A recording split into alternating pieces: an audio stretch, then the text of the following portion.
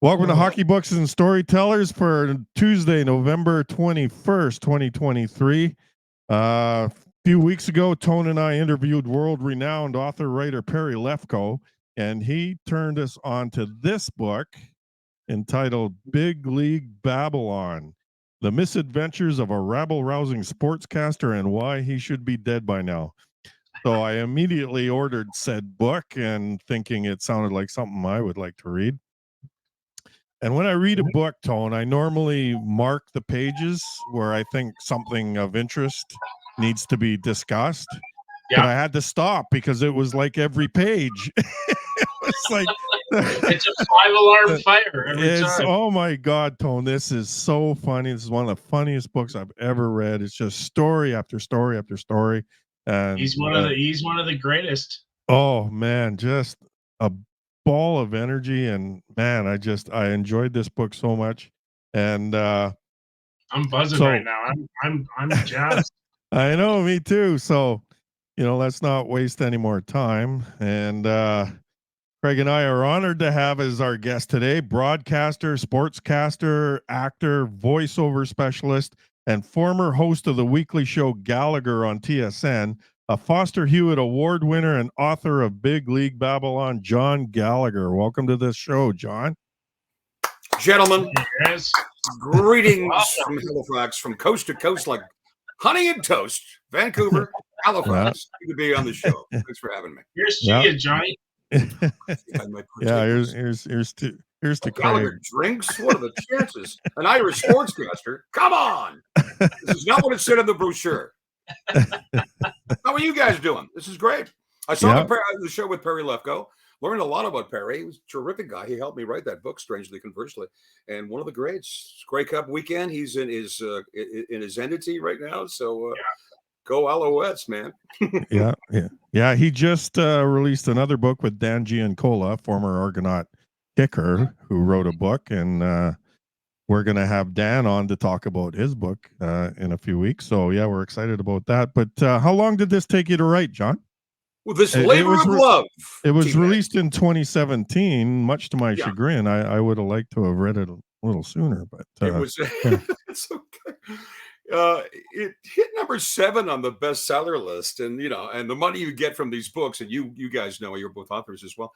That and $2.25 will get you to the corner of Young and Bloor, because you're not getting. You got to really love. You got to you got to really dig deep and tell all these strange stories, and the reviews were good, and I will warn you, and the good viewership, that you may have to get a dustpan and a broom and a Swiffer sweeper and a quicker picker-upper, because I'll be dropping freaking names like the entire 40 minutes. So get ready. But it took me maybe 6 months or so. But the great thing is you can go, okay, Robbie Alomar and I are at his Skydome Hotel, and you just go it into your notes, and it just comes up, and just clean it up later. So thank God for the for that little aid on your iPhone. Why did it take till 2017 to put pen to paper?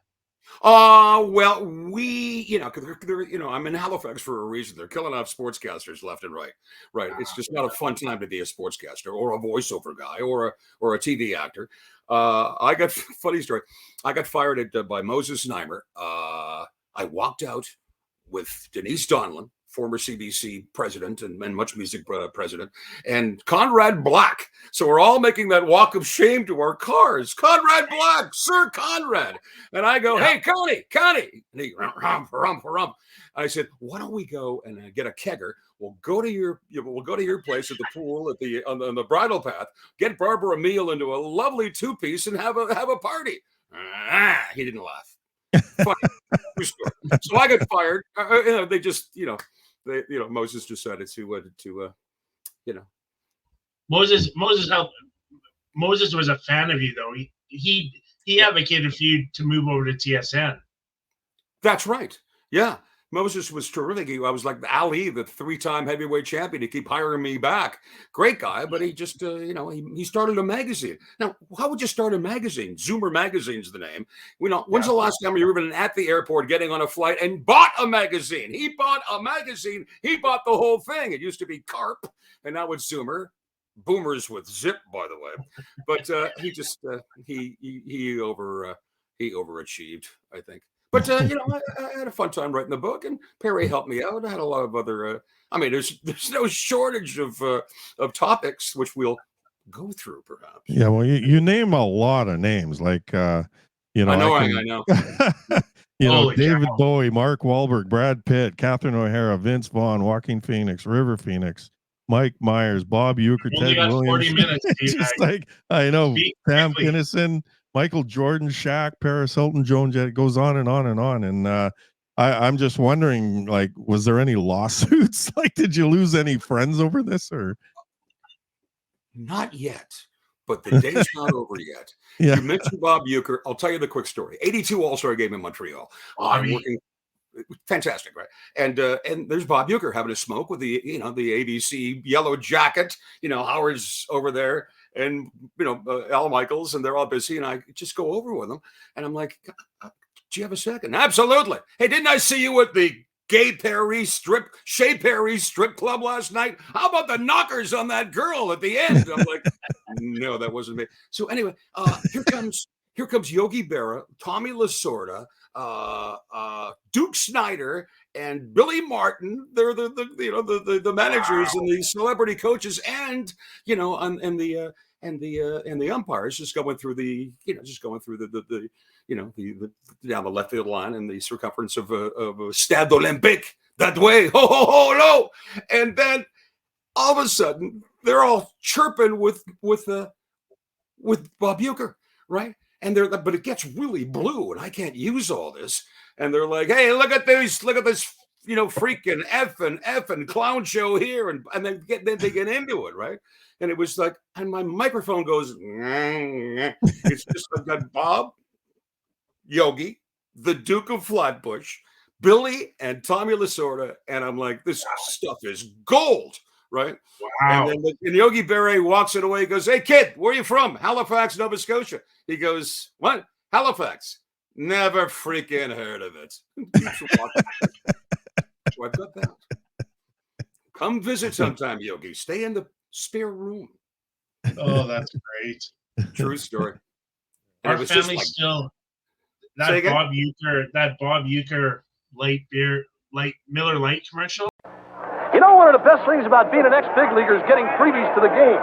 Call the front office, bingo. And once these fans recognize me, I probably won't even have to pay for my light beer from Miller. Down it! I love them. These fans know I drink light because it's less filling and it tastes great. Good seats, huh? You're in the wrong seat, buddy. Come on. Oh, I must be in the front row. Come on. Light beer from Miller. Everything you always wanted in a beer and less. Good seats, hey, buddy. He missed the tag. He missed the tag. He missed the tag. He missed the tag. Great seat. In the front row. And then, as Charlie, whatever his name is, in big league or in major league. Vaughn, a juvenile delinquent in the offseason in his major league debut. Vaughn into the windup in his first offering. Just a bit outside. He tried the corner and missed. Ball 4. Ball 8. Low, and Vaughn has walked the bases loaded on 12 straight pitches. He's just, he was born for that stuff. Yeah, no. Yeah. Remember, he's so thick, you got to wipe him away from your face, boys. Mm-hmm. Yeah, I'd like to know about the Mark Wahlberg story. How you saved his life. How did that come about? This was actually in the Toronto Star, how John Gallagher saved Mark Wahlberg's life. I'll give you the 30-second version, and it's a long one. It's 9/11. Okay, so it's after midnight, so it is the day, right? So we have this little entourage, and I'm at the ROM, the Royal Ontario Museum. Okay, so it's the Toronto International Film Festival, right? It is the TIFF. That's right, and everyone's there. William H. Macy. You got Mark Wahlberg. I was smoking at that time. So I go up to a table. I'm like, oh my God, it's Harvey Keitel and Richard Harris. And I almost asked for a light. And they looked at me that basically said, would you please off? Right. So I'm like, whoo. So I go to Marky and we take him up for drinks. He misses his wake-up call. He missed several wake-up calls, missed the flight from Toronto to New York, the flight from New York to LA, landed in the second tower. So all the people, of course, perished. 3,000 people and more died on that fateful day. But the next day or months later, he's in Esquire magazine. Yeah, I was with some crazy sportscaster in Toronto. He got me all liquored up with his entourage. We went from bar to bar to bar, and I missed the flight to take me to New York, to take me to the freaking second tower. So how John Gallagher saved Mark Wahlberg's life, that is a true story. He says, and he says, oh, by the way, I wasn't that bad, but a Canadian beer up there, man, that's strong. He blamed it on the Labatt's Blue. Right? Molson Export Ale keeps on tasting great. How are you? And you had to jump from Marky to one of my all-time favorite artists, Stevie Wonder. Yes. You had a time with him? I was 50 years old. I was taking my car back. Hello. Say hi to Jack Johnson here. Hey, Jack. Named after the first black heavyweight champion of all time. Anyway, with my girlfriend, and I'm 50, she's early 20s. And I said, Stevie Wonder. She goes, what? Stevie Wonder? We didn't bring any Stevie Wonder CDs. I don't have any. No, Stevie Wonder. So I go up, and and I said, Stevie, it's my birthday. Could you possibly manage the time just to take a couple of photos? He goes, and he was going through that. I don't want to, do that, but he was doing the back head spin, and I love the Aries. They're all beautiful people. My brother's in Aries, and I'm like, this is like not happening, right? Still doing it. And I all his albums, so I started singing some strange B-side vinyl song from fulfilling his first finale, and I go, please don't go, no, and he's like, wow, you are a fan, right? Who knows that song? Could have picked anything. That was a big one on my 50th birthday, and I'm just like, oh wow, kiss the ring, take the photo, bonus That's round. A special one. Yeah, that was a good one. Yeah. Wow.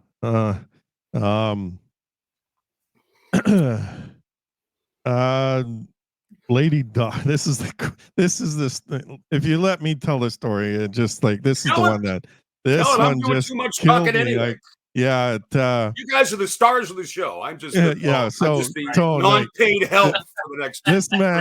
This man sitting between us here managed to worm his way into the dinner where Lady Di and Prince Charles are dining, like they're having the big event, right? So he dressed up as a waiter. He's not part of the staff. He just walked in with a waiter's jacket on, and he manages to get a plate of butter and puts it between them on the table. And this is what made me laugh out loud. He said he rubbed Lady Di's finger like Hannibal Lecter in Silence of the Lambs did the Clarice Starling and what is amazing about that is that you are not allowed to touch royalty. You are not, like, unless they touch you first. That is a big no, right? So he got Trump to touch Lady Di. So yeah, Elizabeth, when he was over there for the for the first time, there's definitely protocol.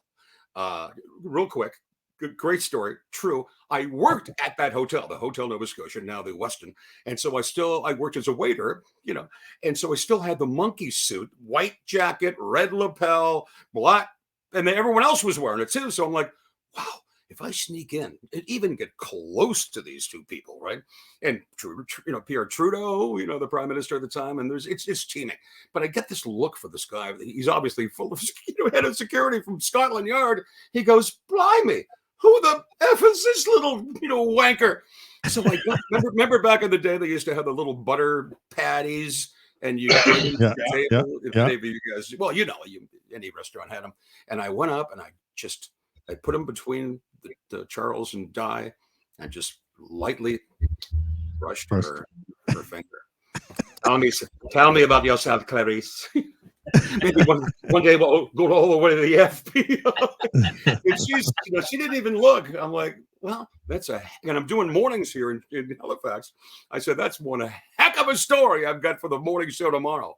How do you like me now? Yeah. You took the shot. That's all that matters. You took the shot. Yeah. Oh my God. So Another picture, and we're talking with beautiful, beautiful people. I'm at the, you don't mind if I interject? I'm at the Sugar Ray Leonard light heavyweight championship fight with Winnipeg's Donnie the Golden Boy Lalonde, right? You know, I'm in the bathroom at the Caesar's Palace doing the biggest line of cocaine, and all of a sudden, bang, bang, bang! I'm hearing, oh my God, something happened. Sure enough, Sugar Ray goes down. He would end up winning the fight. I'm like, maybe I should stop doing this cocaine and maybe get back to the fight. I'm here to, And so I'm talking with John Derek, who's of course married to Derek. Yeah. On a scale of 1 to 10, the 10, Mm-hmm. Bo Derek, and she comes up to me after the fight. Hi, taps me in the shoulder. My name's Bo Derek. Wow. So I saw you talking to my husband before the fight started. Do you know where he is? I'm like, no, but listen, there's ruffians about. There's a lot of hard criminals at this fight. This is post-fight, right? Sugar Ray wins it in the 14th round. How about I take you up to your hotel suite? I'll escort you. I'm quite the gentleman. No, as a gentleman does. Yeah, does as is his wont. Yeah. She goes, no, that's fine. You sure? There are said ruffians about, I mean, these are fights where people parachute into heavyweight fights, right? Remember that guy? Yeah, the guy with the fan. Yeah, I'm fine. I've got my key. Okay, well, come to my hotel. You see, John, tell him that his wife Bo has gone up and she misses him very much. I'm like, what's the best fight you ever saw? That was a pretty good fight. Yeah. That was a pretty good fight. Rounds. Yeah. Donnie was the great white hope there. Donnie was the great, exactly. And Lalonde and Willie DeWitt at that time too. He was in the heavyweight class. Mm-hmm. That's right. He got burnt in LA. So did Sean O'Sullivan. They both got burnt in LA for those two fights. Mm-hmm. I saw a couple of George Chuvalo fights back in the day. I mean, I'm 63, by the way. But don't worry, ladies. Everything's still working. Still got lead in the pencil. Halifax? You started in radio in Halifax? That's right. Yeah. Was it always your goal to get into media? Like, was that always a goal for you? I had my own radio show at 16 years old. Now, I know you wanted to talk about the do's and don'ts of broadcasting and the best advice I've got. I remember going on the air, and I was a goaltender. Now you're a defenseman, Tone, right? Of course, you're. Hold on, let's get that right. You're the goaltender. I'm the goalie. You're the defenseman. That's right. And Tone is the oak tree. Oh yes, your go-to guy. Tone. I describe him this way: Tone is a 10-foot hole in the ice that everybody has to avoid. How tall are you, Tone? Proud of it. 6'3". That's a good defenseman. It's like the big three in Montreal or the Four Horsemen in 21. I'm a huge Habs fan, so please excuse me. So, the one thing that someone told me, and I can go to the Wayne Gretzky line. He goes, Johnny,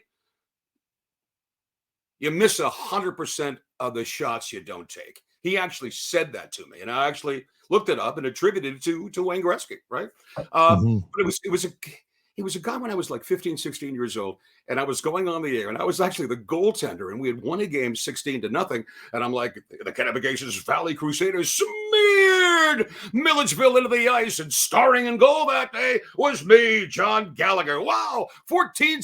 And like the guy said, I'm not airing that. You're a buffoon. You sound like a freaking cartoon character. Just talk the way you would talk the way you are now. You're like, no, it's more fun. And I was a chirper, right? I mean, I made players and their families cry on their way to the parking lot by the stuff I said on the ice. Chirp, chirp, chirp. That's surprising. That's surprising, Johnny. That's really surprising. And I was the defending Golden Glove boxing champion of Quebec. I led the league in fighting. I'm a goaltender. And they keep having to replace me. But the guy said, just use your real voice. I don't want to throw him under the proverbial bus, but my good friend Andy Frost, you're familiar with him with the Toronto Yeah. Maple Leafs as the announcer. You know, I Oh, guess he yeah. didn't get the memo because it was Toronto goal scored by number 13, Matt Sundin, assisted by number.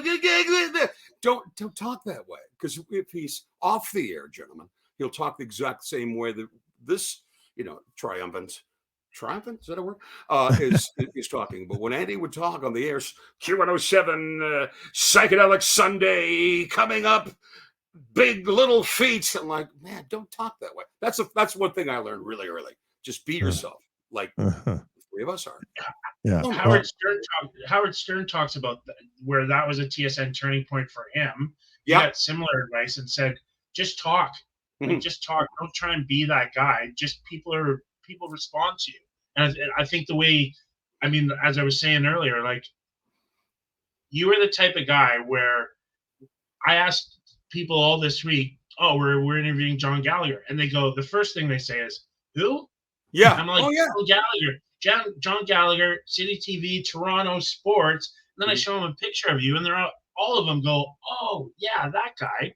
And you did. You had this presence, you had this voice, you had this, just this realness that was appealing. Like, it was just, whenever, I mean, being in Vancouver and stuff, to get a glimpse of you with the time difference, we didn't get 3 channels for the East and 3 channels for the West. That's but right. Getting a glimpse of you, like, just straight shooter. It was, and I mean, that advice that he gave you is golden.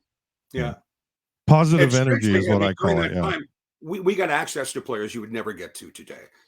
I mean, here come the name drops. Okay.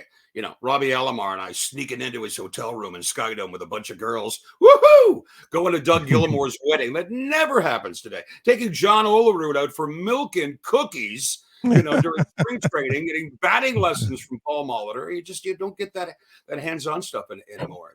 I wanted to ask you about, because I have an issue with arrogant athletes, the ones who think that their shit doesn't stink, and that they that because they're a great athlete that makes them a great person, and so I'd like to ask you about guys like Reggie Jackson or Ricky Henderson or Barry Bonds. Did you have much interaction with guys like that? Met them all. Barry Bonds, I once go. Now, he had a big fight with Roger Clemens the day before at Yankee Stadium, and we're at Skydome. I'm like, what tell me about? It's all it's all the rage. It's all in the newspaper. What did you tell me about the Roger Clemens exam? He goes, why don't you go ask him? Why don't you go ask Roger Clemens about what happened with that conversation? I'm like, oh, well, what do you want to talk about? And then I knew that his wife was in Toronto, so I said, well, is your wife with you on this trip? Well, see, that's better. That's a better question. Now we're talking, right? It's like Bobby Knight that we lost last week. Yeah. Carnage, right? Good thing about hockey players, and the three of us are all, big fans of hockey players, is that, they're just good old Regina boys and good old, Vancouver boys and Haligonians, and they just, they're just salt of the earth, and they're just good Canadian people. Right, and so you're never gonna, you don't want to rub them the wrong way, but when you do, I do have some stories, but I'm not allowed to tell. So I interviewed Darryl Walker, the single worst Raptors coach. He was there for a 15 and 57 season, 15 wins, 57 seasons, and he's throwing some unheard rookie up against Shaquille O'Neal one time. And I'm like, I know that he doesn't know. I said, well, how has Shaquille done against this rookie, this 19-year-old, when you have, Camby, he's available, but he keep benching, Camby. He goes, well, I don't know. Why don't you go ask him? I'm like, you don't know because you didn't look that up. And so, I mean, he was just the worst guy. He knew I was going to Buffalo for a practice I brought the camera crew to City TV, and he canceled the practice just because he saw me in the corner. Boys, let's go. Video time up in the hotel suite, room 8. I'm like, so it's the basketball guys. Do you think that's the money?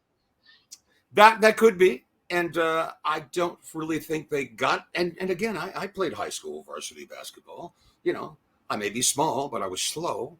but I think they look down their nose at us, and these guys are. I don't want to come off the wrong way, tough upbringing. Some of them inner city guys, talented as hell. Money, you mentioned that, Tone, absolutely. So maybe do you think it's different now that Toronto's them coming up when you were in that heyday? Do you think it's any different now that Toronto? Like, I think NBA players like going to Toronto to play, and hopefully they get a day off on either side or something. Do you think that maybe that's changed? Maybe it's a Drake thing. Maybe you're right. Yeah, we're being accepted, into the mainstream, but it was difficult in those first couple of years. They didn't like us at all. And in fact, I was watching just not long after, it was either Gord Miller or Elliot Friedman saying these guys just hated us. Larry Walker. Sorry, God bless him. Great ball player from your end of the woods, Oak Ridge. Yeah. He just said that Mr. Walker, Coach Walker, was just the most arrogant human being, coach or ball boy that he's ever met in his life. But again, going to a hockey, and again, everyone's now is listening to their iPads or their Bluetooths, and they don't even look up. They don't even look at you. Now they bring all the players, and nothing's changed since post COVID. There's a like a press conference with the players that they bring out to the dais, right in front of the microphone. You can't go. It's hard to get back there now. It's almost impossible. And good, and they love it. They don't even look up from their iPhones. You have a picture of you with. You have a I'm picture sorry, Teabag. What's that? You have a picture of you with Mike Keenan in the book, and you don't mention him a whole lot, but he's my favorite whipping boy because we don't have a podcast unless there's a Keenan laugh. I met him once at this thing, and man, I felt like I needed a shower after. I just thought he was the slimiest guy I've ever met. Do you have an opinion of him? I got every time I called him, when I just started at TSN, they were sending me everywhere, right? And I was at a golf tournament in Newfoundland, St. John's, one of the greatest cities in North America. And I got my steak dinner, and I was going to take it up to my room because I don't know, sorry, a little idiosyncrasy. I just don't like to eat in front of strangers. He goes, "Hey, Keenan, you're eating here at our table. You're part of our foursome. Sit up, down." And ever since that, we just became fast friends. I got his home number. Whenever I needed him for a TSN interview or CP24, the City TV, he was always there. Couldn't have been nicer. Just absolutely the salt of the earth. So I know. I mean, poor Alexei Kovalev. Remember the time he put him on for like 5 shifts? No, I told you to come off earlier. Now you're going to skate and bag skate in the middle of a Rangers game. Now that's Mike, right? Yeah. Well, just I've read so many accounts of him just playing meaningless head games with players, and I just grew an intense dislike for him. So no, but it's crazy. It's crazy. Founded. Yeah, absolutely. Yep. I was gonna say the flip side of that Keenan side of it is that there's like Hall of Famers, like I'm sure the three of us, players that we respect and admire, and that only one of us has met, I'm sure. But all those kind of players have a massive respect for him. The ones that won and were championship bound, like a lot of them speak really highly of the time with Keenan. So there was a picture. I didn't know you were a goalie, and then I saw a picture of you. I'm thinking maybe 84ish, maybe 87 Canada Cup, and you were with, like, speaking of Twin Towers, you had them around you. You were in the white pads. Yep. Were you around that during Canada Cup? It was the 25th anniversary of the Canada-Russia series, so that would have been 97.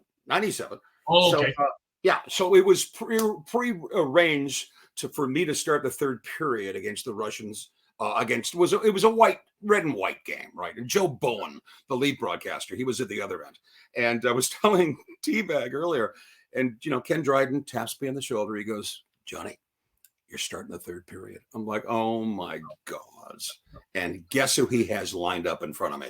You got Sir Savard, Guy Laporte, Yvonne Cornoyer, Pete and Frank Mahovlich, just a Montreal born and bred guy. I'm like, oh my God.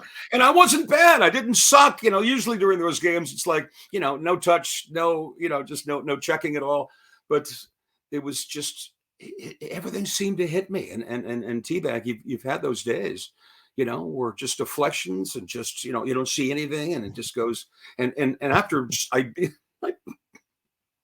I beat Stan Mikita with a pad stacker to beat them all. And I just out of the movie Rudy, including Vince Vaughn, I go up to Ken Dryden when my allotted 5 minutes was done. I go to Ken Dryden and I go, that was for you. But actually, true story.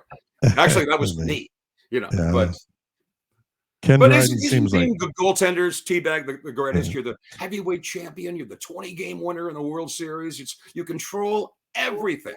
If you were a betting guy, you'd be like, "Oops, okay, that's." Yeah, that's why I say you being a goalie, you have to want to be the center of attention. I mean, you just have to have, even if it's a false bravado, you have to have that confidence in yourself. So absolutely. Yeah. The 40th anniversary of Much Music is this year. And we were wondering, you working at the City TV studios there, they shared the Much Music studios. Is that right? Absolutely. I did a couple of weeks at Much Music, just playing anything you wanted. It was the strangest environment where you just played, it's like, you're not, I was thinking if you were affiliated with a radio station, it's like Jack FM playing what we want. But you'd walk around. I walk into the studio. Oh my God! Or walk, park in my car, and there's like Annie Lennox, and like, oh my God, it's Lindsey Buckingham. Oh my God!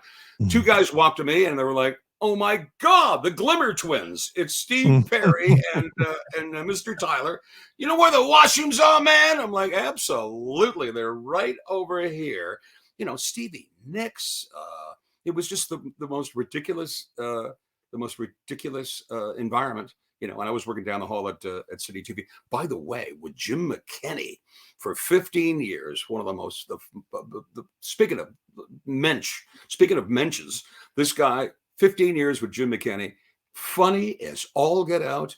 Just the nicest guy, great broadcaster. You imagine sitting with McKinney, or Howie, as he likes to go by, for 15 years.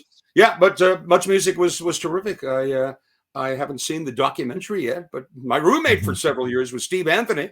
And one day I wake up. Steve Anthony, my roommate for 3 or 4 or 5 years.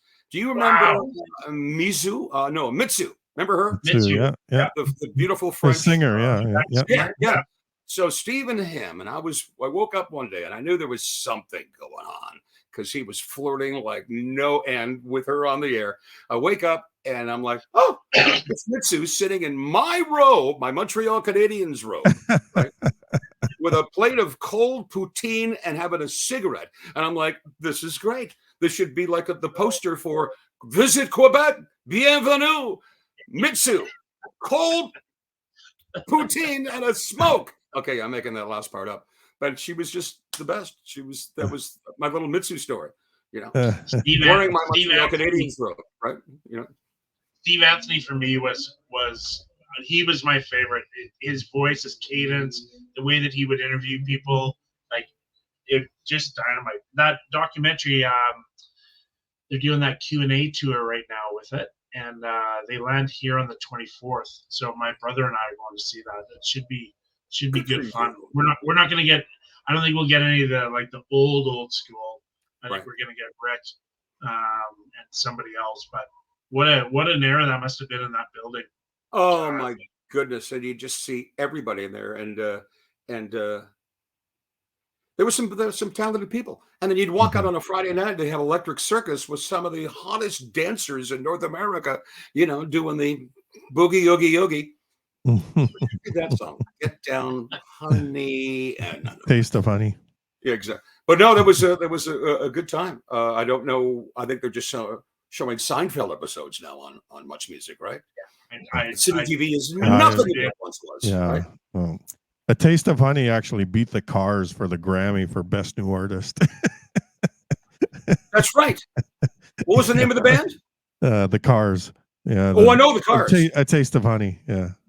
But Boogie Oogie Oogie was done by Oogie. something. Taste of Honey. Yeah, A Taste of Honey. Taste of Honey. Didn't even look it up.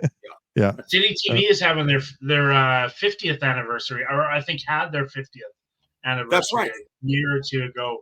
Did they end up doing anything of note? I don't know if I was invited. And I will tell you a story why.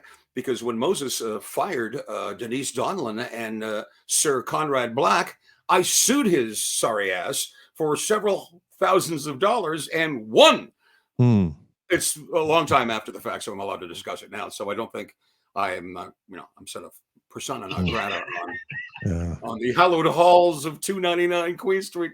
But what a silly way to make a living. And all these, Moses would hire all these gorgeous women, just to be, makeup people and floor directors and, receptionists. And they're all, they all wanted to be on the air. And a lot of them made it on the air, the diversity that he hired was way ahead of its time. Right. On air, off air, fairly incredible. I mean, that to me is one of those, what's the 70s bus group that would kind of run Partridge around. Family. No, the Woodstock family, it'll come to me, but that just the Partridge Family. Sure, let's roll with that. But That's right. Like shits and giggles and just people like making it up as you go, and and you were so novel. You were so novel. We there was nobody like that out west here, and it was just like loud and proud and just like we had Asians, blacks, obviously, browns, all these people, doing the news in prime time, right? And over at CFTO, let's think of the whitest station you have in Vancouver or across the globe. CFTO was number one, but I'm like, why? Because grandma and grandpa haven't got up to change the freaking channel in 14 years. I got my mother a remote for her birthday, and she was afraid to change the channels because she said if she missed, she'd set the drapes on fire. How are you? But City TV, much music, they were completely diverse people, in wheelchairs and people with anyway. The history behind that is so something. We're coming to the end of our time here, John. We haven't mentioned John Gallagher, a member of the Hockey Hall of Fame. Yes, your Foster Hewitt Award. You have two Fosters, don't you? Say? Do you have two Foster Hewitt Awards? I have the one, but I've got two Canadian Sportscasters of the Year. Right. And if I may, 9-time Toronto Sun favorite sportscaster of the year, which is good. But I was only in it to pick up women, guys. Are you guys married with? I'm not. Teabag is. Yeah. Teabag is. Yeah. Only in it to pick up the girls. A microphone or a guitar, isn't it the same thing? Yeah. Just to chase the skirt, baby. I tell you, pick up the broads. And it was just, not that read the book. You'll. So and you have read the book. By the way, thank you for doing that. You read it from coast to coast. That's terrific, boy. Yeah. What are you doing now that keeps you busy? I do a lot of voiceover stuff. I've got a Super Bowl commercial coming up for Frank's Hot Sauce. I put that beep on everything. On Doritos. on nachos. On burritos. And enter for your chance to win a giant Frank's Hot Sauce keg. I have another commercial coming up. I'm doing a Saturday morning cartoon where I'm a obnoxious dog slash I guess we're talking about you. We're an obnoxious dog slash boomer. I'm sorry, a ghetto blaster. So I'm like, but who didn't want to be a freaking cartoon dog back in the days of Scooby-Doo, right? And I get so that's keeping me kind of busy. And Vancouver's the sunniest. I suffer from SAD, which is the seasonal deficiency. So Vancouver's the sunniest city in Canada. Number 2, Halifax. Yeah, I know. I went to a Grey Cup game a couple of years ago in Vancouver. I was there for a week, and strangely, it rained for 2 weeks while I was there. Yeah. Yeah. But I'd take -10 and blue skies over the winters that we have here for sure. Mm-hmm. But you've had some great summers, man. Bank City is just, and the job you did with the Olympics was just beyond reproach. Just absolutely. You got a beautiful city there. Teabag, just before you send us out, Johnny, will you come back? Absolutely. I got even more stories. Hey, hold up my book again there, Teabag. Yeah, hey, look at you, Teabag. Thank you so much for writing this. I thoroughly enjoyed it. I'm sure I'll read it again. Like it just whenever I need a pick me up, I'm going to read some of these stories because I was just laughing my head off the whole time. And should I say, am I the only member of the dais here who's actually had a teabag performed on them? And good night. And good night. Yeah. Hands up, everyone. Sorry. Yeah. Oh, my nickname has nothing to do with sex. My nickname has nothing to do with sex. And so I didn't say that. Oh no. But I know I refuse to give it up because I had the nickname long before the sexual connotation came around. So I believe you. Yeah. Well, it was nice to meet you virtually. This is good, man. Yeah. Thank you very much, John. I'm hoping. Yeah. I'm hoping you'll be our old albums up here. Is that the Kinks? And Jack Johnson here. Where's Johnsy? Anyway, I'm ruining the contour here, guys. A pleasure to be on your show. You can invite me back anytime. Yeah. Anytime. I'm hoping you'll be our Maritimes correspondent here. Love it. Love it. Yeah. Good stuff. Thanks, Johnny. Thanks, Tone. Thanks, Teabag. Have a good one, John. It's been a pleasure. Thanks a lot. My pleasure. Here. See ya. What? I'm exhausted. I'm vibrating right now. The guy's just man, just such positive energy from him, like I could listen to him all day. It's like, and like I say, this book is, it's, you got to read it. It's just the stories he tells, the names he drops, the hedonism, it just goes on and on and on. Yeah. And owns it. Yeah. And I think that's also why also, I mean, the longevity that he had, or how much time he was able to spend with all those celebrity sports and entertainment on this side of things. Because I think he was real.